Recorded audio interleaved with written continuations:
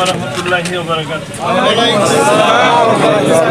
আলহামদুলিল্লাহ আমরা আজকের একদম শেষ প্রহরে এসে 5টার আগেই আমরা সকলেই অনুষ্ঠান আমরা অত্যন্ত আশাবাদী ইনশাআল্লাহ এই বর্তমান অন্তর্বর্তীকালীন সরকার একটি সুন্দর নির্বাচন উপহার দেবে, জনগণ তার ভোটাধিকার প্রয়োগ করার সুযোগ পাবে এবং লেভেল প্লেইং ফিল্ড তৈরির মাধ্যমে আমরা একটি সুন্দর পরিবেশ পাবো। সেখানে ইনশাআল্লাহ আমরা অত্যন্ত আশাবাদী।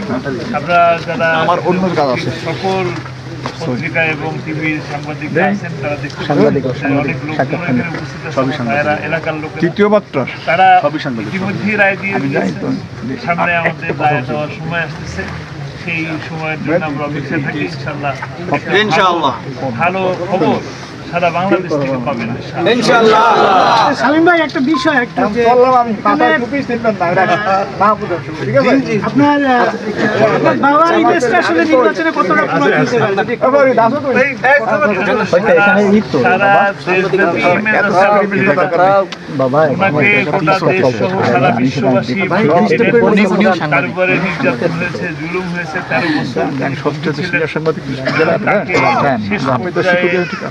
হাসপাতালে চিকিৎসার নামে তাকে নিয়ে এসে চিকিৎসার মাধ্যমে হত্যা করা হয়েছে, মানুষজন জানে। আমরা ইনশাআল্লাহ জনগণ সারা দেশব্যাপী এর একটা প্রতিক্রিয়া রায়ের ব্যাপারে যেমন জানিয়েছিল, এই হত্যার প্রতিক্রিয়াও তারা ব্যালটের মাধ্যমে জানাবে। এটা আসলে প্রতিক্রিয়া কাদের উপরে জানাবে যদি একটু বলতেন বিষয়টা। তো আওয়ামী লীগকে আপনারা বলতেছেন তারা এটা করছে, এখন তার আওয়ামী লীগ নির্বাচন করতেছে না, কিন্তু এটা কতটুকু ওইভাবে আপনারা ক্যাপচার করতে পারবেন? এটা তো আমরা আওয়ামী লীগ করতেছে না, আওয়ামী লীগের দোসররা আছে, নানান লোক আছে। এখন এটা তো যার যার জায়গা থেকে যে প্রতিক্রিয়া দেওয়া সেই প্রতিক্রিয়া জানাবে। এবং ভোটাধিকার তো 3টা টার্ম মানুষ ভোট দিতে পারেন নাই, আপনারা জানেন। তো কাজেই তারা তাদের ভোট প্রয়োগ করবে, আমরা তো সেটা আশায় আছি। জুলাই আন্দোলন হলো এই ভোটাধিকারের কে সামনে নিয়ে। ইনশাআল্লাহ এটা ভালো, আপনারা জানবেন কোথায় কি প্রতিক্রিয়া জানাচ্ছে।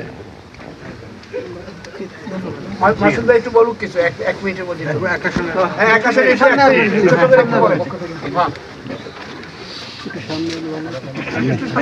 একটু সামনে আসবেন। হ্যাঁ জি, বিসমিল্লাহির রহমানির রহিম।